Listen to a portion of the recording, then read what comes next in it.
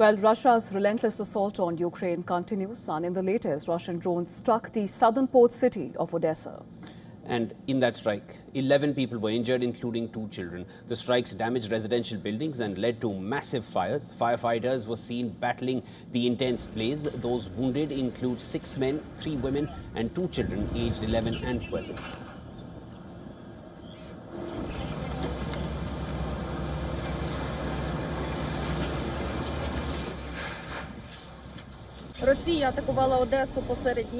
Russia has struck Odesa during the daytime.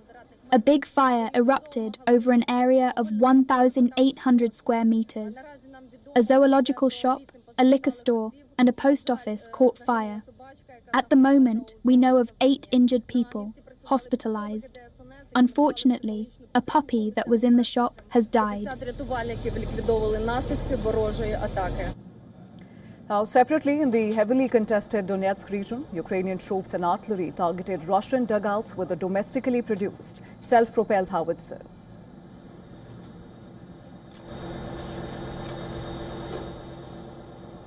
As Russia ramps up its missile attacks on Ukraine, Ukrainian President Zelensky has written to US President Trump. In the letter, Zelensky has urged Trump to provide more ammunition for the Patriot air defense systems to counter Russian ballistic missiles. Zelensky said that the pace at which it is receiving the Patriot missiles was no longer sufficient to match the scale of the threat facing Ukraine.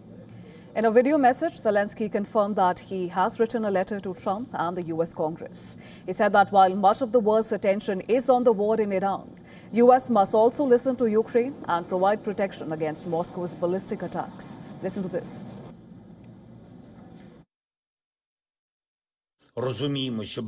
This week, I drafted a special letter, a letter to the President of the United States and to Congress, and yesterday, the letter was sent to the relevant institutions in Washington.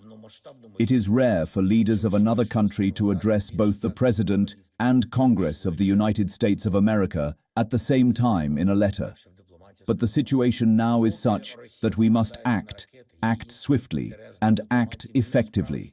It is important that America hears Ukraine. And Zelensky's appeal underscores Ukraine's almost total reliance on its Western allies to down Russian missile barrages. The request comes just days after Moscow launched one of the biggest and deadliest combined missile and drone attacks on Kiev.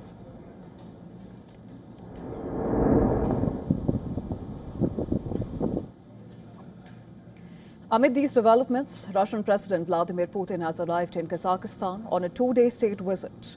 Kazakh President Tokayev met Putin on arrival in Astana, and during the visit, the 2 leaders are expected to sign a deal for the construction of a nuclear power plant in Kazakhstan.